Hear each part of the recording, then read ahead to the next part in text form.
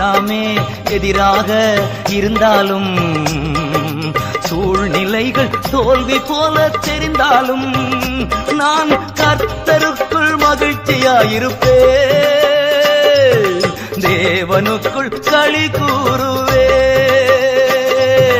கர்த்தருக்குள் மகிழ்ச்சியாயிருப்பேன், தேவனுக்குள் களி கூறுவேன்.